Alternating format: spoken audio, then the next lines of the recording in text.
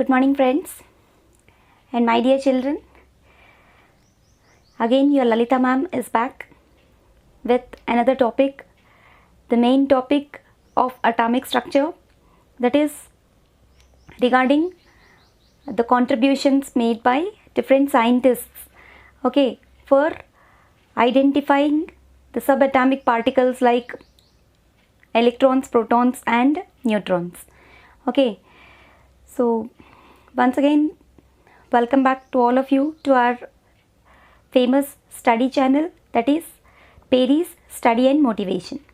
This is Lalita Perry, your science teacher, and basically I teach chemistry. Right, today's topic is what? Today I am going to explain you about the discharge tube experiments and how the subatomic particles have been discovered. Introduction for structure of atom, right? So let us go into the topic. So today's topic is what? Discharge tube experiments. Discharge tube experiments. Okay now. Discharge tube experiment. So what is meant by discharge tube experiment? Okay. So there are many scientists who have done a lot much contribution is made by many scientists to discover the structure of the atom. Okay, the first attempt was made by J.J. Thomson. He has played a very important role in the discovery of subatomic particles like electrons, protons and neutrons. Okay, basically first according to John Dalton, atom is an indivisible particle, but later another scientist named J.J. Thomson, he has done his experiments using discharge tube. Actually, the contribution for making of discharge tube was done by another scientist named William Crookes. Okay, so here you will be coming across the names of so many scientists. Okay, so you have to remember the names of all those scientists, and you have to organizingly you have to learn how the structure of atom has been determined. Okay, so previously first what I told, the name of the scientist is John Dalton. John Dalton, he told that atom is the smallest indivisible particle of matter. Okay, atom is, according to him, atom is the smallest indivisible particle of matter. Smallest indivisible particle of matter. This is according to John Dalton. But John Dalton was not correct. Okay, atom itself is not the smallest. Still smaller particles are existing. Okay, so what are those still smaller particles? Later another scientist named J.J. Thomson. Okay, J.J. Thomson, he has done experiments using discharge tube. Experiments. Okay, observations are made by him. Observations on discharge tube. Okay, discharge tube. So I'll explain you what is this discharge tube and all, right? And the next one, the main thing, this discharge tube experiment was first initiated by a scientist named William Crookes. Discharge tube, experiment.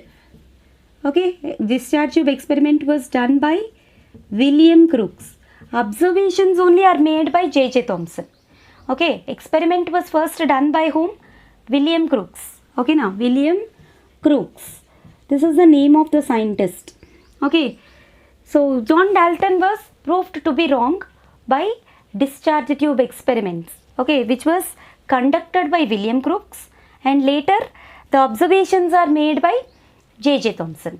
And final conclusions, by observing the discharge tube experiments, conclusions were made by J.J. Thomson. So actual discovery of electrons was made by J.J. Thomson.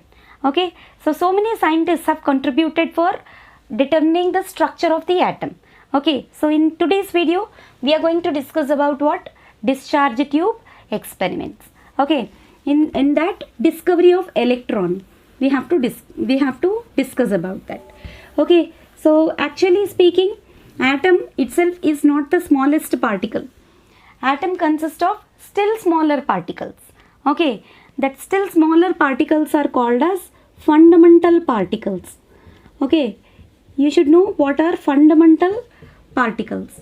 Okay, atom still consists of still smaller particles called atom is further divided into still smaller particles. Okay, now atom is further divided into still smaller particles. What are those particles which are still smaller than atom?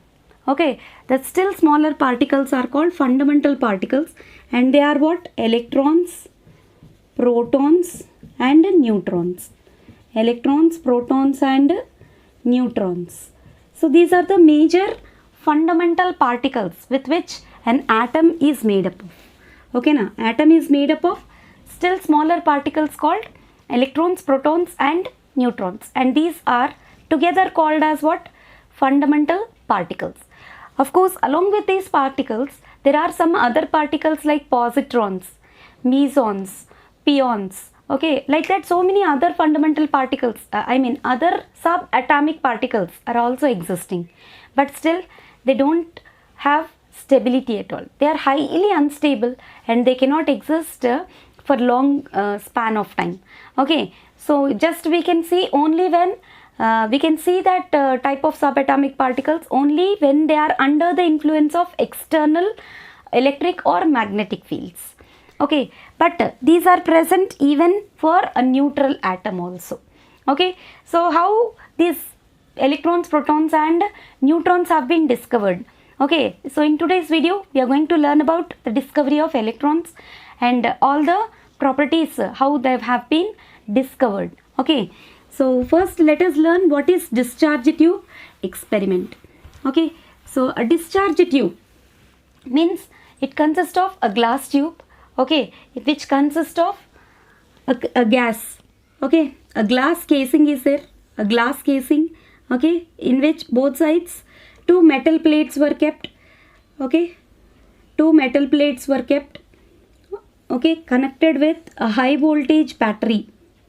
Okay, connected with a high voltage battery.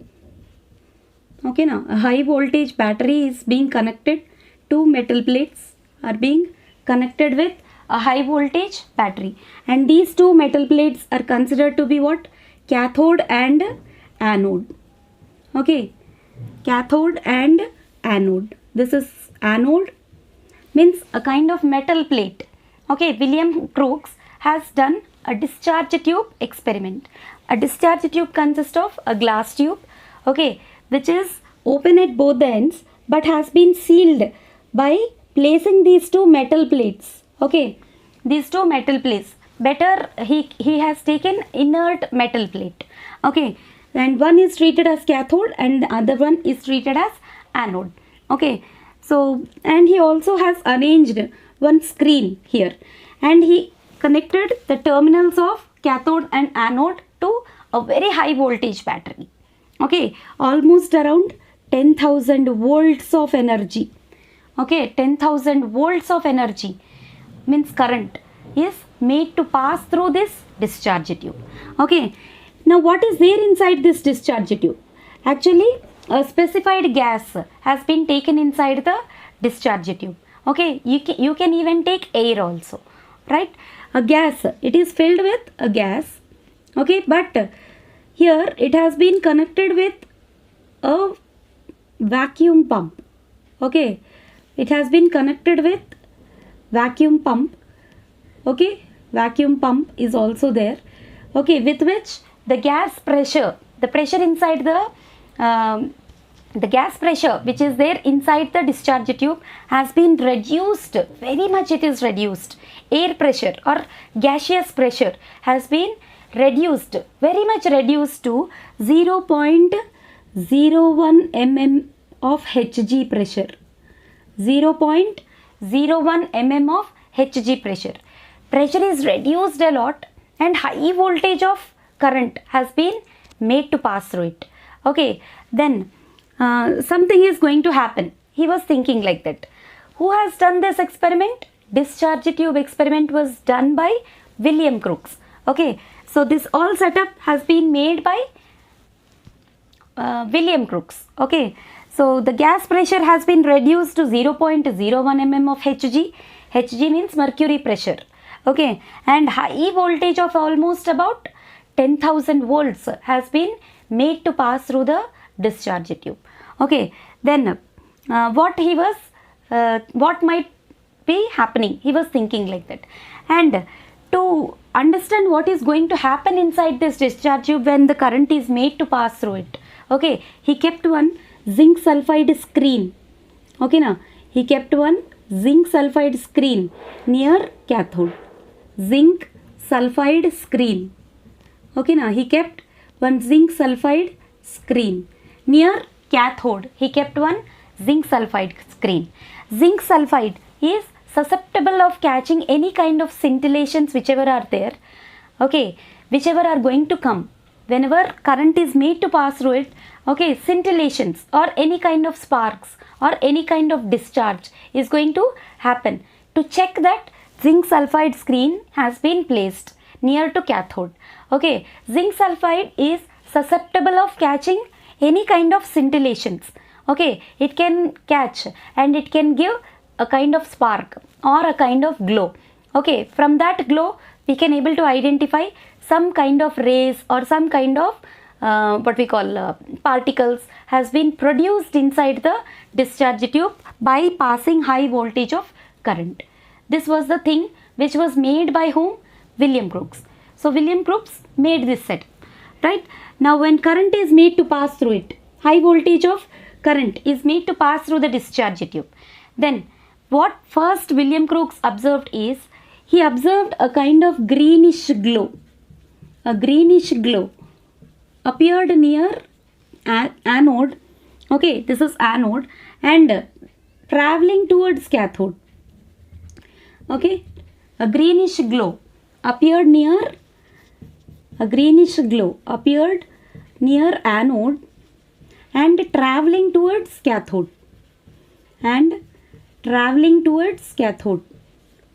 Okay, so this greenish glow, okay, as it is observed near cathode, okay, or you can take even cathode this side as well as anode that side.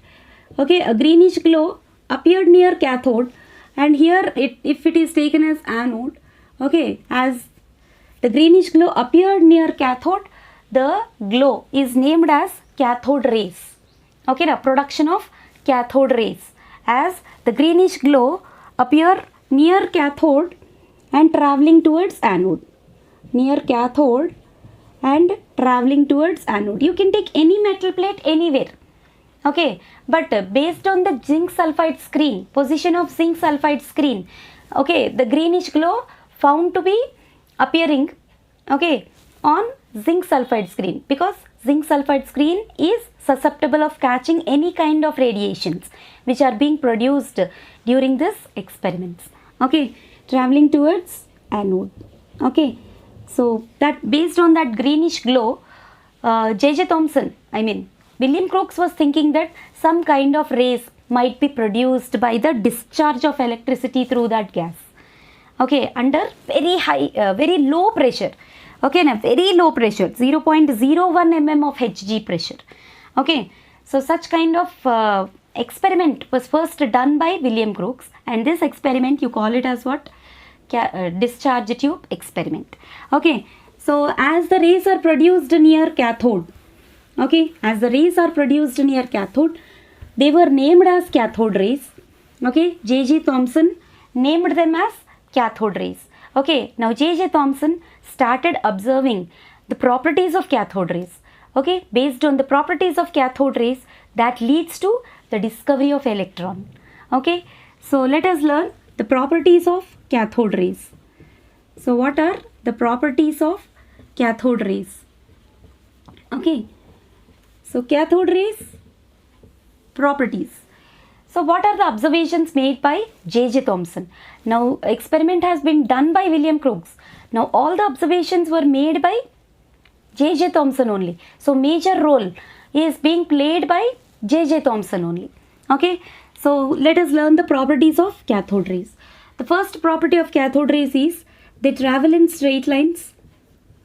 Cathode rays travel in straight lines. Okay, cathode rays travel in straight lines. Okay, that greenish glow was started near cathode and traveling towards anode. Okay, so cathode rays travel in straight lines. Generally, we can have a general statement like that. Okay, and when an external magnetic field is kept, when an external magnetic field is kept, if you keep an external magnetic field, okay, is kept, okay, then cathode rays get deviated.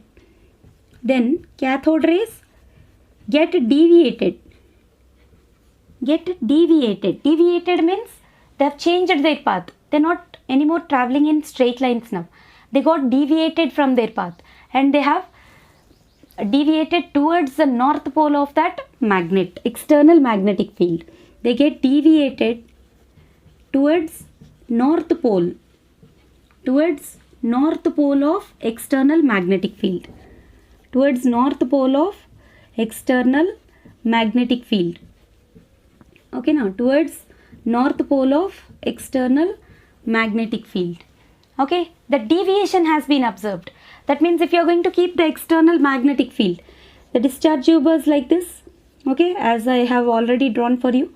Okay, this is cathode and this is anode. High voltage battery. Okay, and a small vacuum pump with which the gas pressure has been reduced. All this you have learnt. Okay, high voltage battery of about 10,000 volts. Current is made to pass through it. Okay, externally they kept what we call external magnetic field has been kept. Horseshoe magnet has been kept. Okay, now external magnetic field. External magnetic field has been kept. Okay, external magnetic field. Suppose if you take this to be the north pole and this to be the south pole of that external magnetic field. Okay, initially they were traveling like this in straight line, but once the external magnetic field is kept, the cathode rays, all the cathode rays started deviating towards the north pole of that external magnetic field. You can see that even in the picture. Okay, so this is the observation made by whom? J.J. Thomson. So this is second property of cathode rays, right? Now coming to third property, same like this in the external electric field also. Okay, the deviation has been observed even in the external electric field. So thus you are going to treat it as third point. Okay, when an external electric field is kept. Okay, when an external electric field is kept.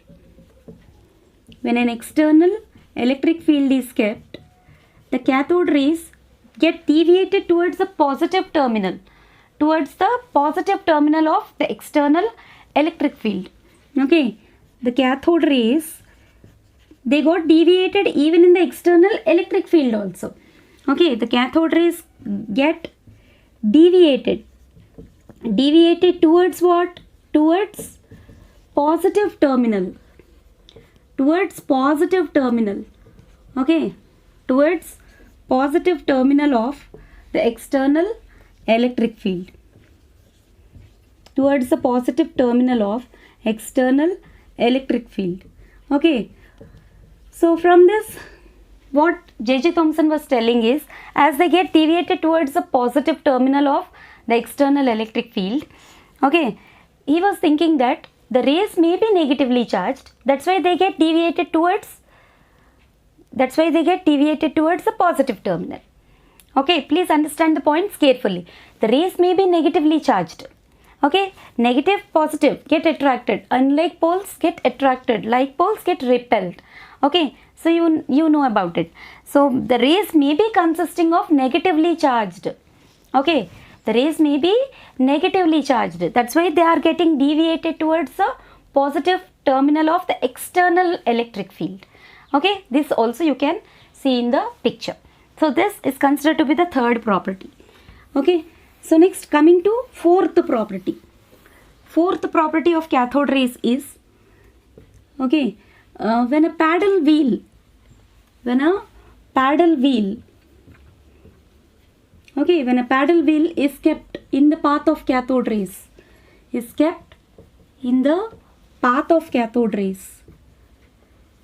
okay, the wheel started rotating. Okay, the wheel started rotating. Okay, this is the another observation made by J.J. Thomson. The wheel started rotating. Means what? When a paddle wheel is kept, he kept one paddle wheel, a very lightweight wheel, which is made of cork.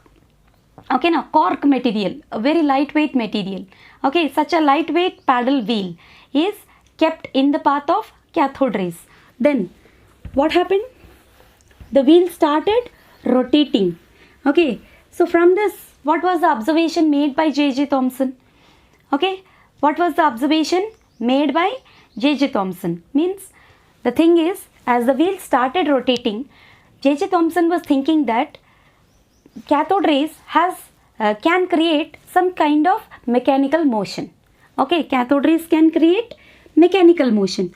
Cathode rays have some energy. From this we can say that they are highly energetic rays. Okay, cathode rays can create mechanical motion because the wheel started rotating. Okay, he was thinking that cathode rays can create mechanical motion. Okay, cathode rays can create mechanical motion in lightweight particles. Okay, so the wheel started rotating. Okay, so that observation was also made by J.J. Thomson, right? So cathode rays has some energy and they can able to create mechanical motion. That was the observation, fourth point made by J.J. Thomson. Okay, so not only this, as the wheel started rotating, he got a doubt that if the cathode ray particles, if the cathode rays are in the form of rays, okay, there is a chance for them to penetrate into the wheel. Please understand the point carefully. Okay, instead of penetrating into the wheel, if they are in the form of rays, okay, like how X-rays getting penetrated into our body. Okay, while diagnostic purposes, when we use X-rays, okay, X-rays are getting penetrated into our body. Okay, but here cathode rays didn't get penetrated into that paddle wheel. Instead of getting penetrated into the paddle wheel, okay, the wheel started rotating. Okay, the wheel started rotating means not only that they can create mechanical motion, okay, but they are having particle nature. Okay, because they are having particle nature, they didn't get penetrated into the paddle wheel like rays. Okay, if they are having ray nature, the rays may get penetrated, but penetration does not happen. Please understand the point carefully. Penetration does not happen. Instead of that, what happened? Okay, mechanical motion has been created. Rotation happened. Okay, so from this activity itself, cathode rays consist of negatively charged particles. Okay, now J.J. Thomson was thinking that cathode rays consist of negatively charged particles. They may not be rays, they are particles. Okay, cathode rays consist of negatively charged particles. Okay, they may not be treated as rays. Okay, now they may not be treated as rays. Okay, so because of that reason only the wheel started rotating. Okay, so that was the observation made by J.J. Thomson. So cathode rays are not rays, they are negatively charged particles, and instead, in turn, he has named that negatively charged particles as, okay, he named the rays as cathode rays, and these negatively charged particles later another scientist named G.J. Stoney named as particles. These particles were named as electrons. Okay, named as electrons by another scientist, okay, named G.J. Stoney. Another scientist named G.J. Stoney. Okay, particles were discovered by J.J. Thomson, but particles were named as electrons by G.J. Stoney. Okay, now they were named as electrons by G.J. Stoney. So this is also one of the observations made by J.J. Thomson. Okay, please keep writing. Okay, write all the points whichever have been discussed. Next, coming to fifth point. Okay, fifth point. So next point is cathode rays can cast shadows. Cathode rays can cast shadows. Okay, shadows can be formed. Okay, how shadows are formed? Whenever light comes in the path of any obstacle, okay, any obstacle or any object comes in the path of light rays, okay, the shadow of the object will be formed. Okay, so cathode rays can cast shadows also.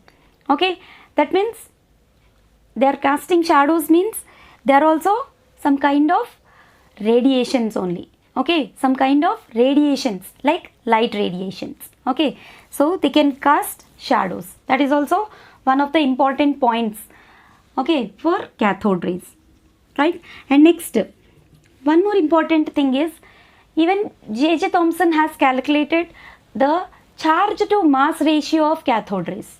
Okay, this is very important point. E by M ratio. The E by M ratio of cathode rays, E by M ratio of cathode rays is a constant value, is a fixed value. Okay, now it's a fixed value irrespective of the gas that has been taken in the discharge tube. Okay, irrespective of the gas that has been taken in the discharge tube. Okay, the E by M ratio. What is E? E stands for charge. Okay, and M stands for mass. Okay, charge to mass ratio of cathode rays is a fixed value. Please remember that point. Understand that point carefully. Okay, so the E by M ratio. Okay, so here if we speak about the E by M ratio, whichever the gas that has been taken inside the discharge tube, irrespective of the gas that has been taken inside the discharge tube, okay, the E by M ratio, here E stands for charge of electron, charge of cathode ray particle. Of course, later it was named as electron. Okay, here E stands for what? Charge of cathode ray particle.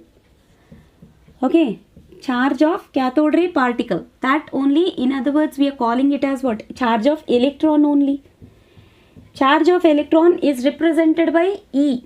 This is not C, it is E. Okay, E by M ratio. Okay, here mass, M stands for what? Mass of electron. Mass of electron.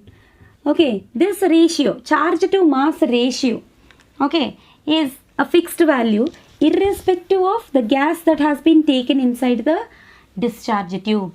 Okay, E by M ratio. This ratio is a fixed value. That's what J.J. Thomson was observing. Okay, William Crookes has done the experiment. Observations are made by J.J. Thomson. Particles of cathode rays were named as electrons by G.J. Stoney. Okay, so many scientists are contributing to the structure of the atom. Okay, so E by M ratio is a fixed value for cathode rays. This observation also they made. Okay, and what is the charge of the electron? The charge of the electron was found to be minus 1.602 into 10 to the power of minus 19 coulombs. It is negatively charged, as I already told you. E value means what? Charge. E means charge of electron. Okay, negatively charged. What is the magnitude of the charge? So it is equal to minus 1.602 into 10 to the power of minus 19 coulombs. Okay, minus 19 coulombs. Okay, and mass of the electron is equal to 9.11 into 10 to the power of minus 31 kgs. Okay, this ratio, E by M ratio, is fixed value for any gas, even whatever the gas that has been taken inside the discharge tube. Okay, irrespective of the type of gas, even if it is air pressure, normal air is there inside the discharge tube, whatever it may be. If it is for cathode rays, the ratio is fixed value. It's a constant value. Okay, the E by M ratio of cathode rays is always a fixed value. Okay, now please remember that point also, the E by M ratio. Okay, and it is almost equal to 1.758820. This ratio, if you take 1.758820 coulombs per kgs. Okay, it is found to be this value, 1.758820. Better to remember like a phone number, right? So this is the E by M ratio. These values of charge of electron as well as mass of electron also to be remembered. Every child has to remember these values. Okay, this is in kg. Okay, it can be mass of subatomic particles like electrons can be measured with a very small unit, which in other words you can call it as atomic mass unit, AMU. Okay, you can even consider the mass of the electron in AMU also. Okay, you can even take the mass of the electron in AMU. AMU means what? Atomic mass unit. Okay, in atomic mass units, its value is found to be 0.005486. In AMU, value of mass value of electron is equal to 0.0005486 AMU, atomic mass units. Okay, these values also children has to remember. Okay, these values also. Okay, everyone has to remember these values also, right? So these are the observations made by J.J. Thomson regarding cathode rays experiments. Okay, so I think this discovery of electron, I hope all of you have understood this. Okay, so in the next video we'll be learning about the properties of anode rays and how neutrons has been discovered. Up to here we have discussed only the discovery of electrons. Okay, so I hope all of you are finding interest in the topic. Okay, in the next coming topics we'll be going further. Okay, lot many things are there to learn regarding structure of atom. Okay, so until then, keep learning, happy learning. Okay, all the best. Your hard work is your superpower. Believe in your hard work. Keep watching my videos and kindly subscribe to my channel. Okay, thanks for watching. Bye.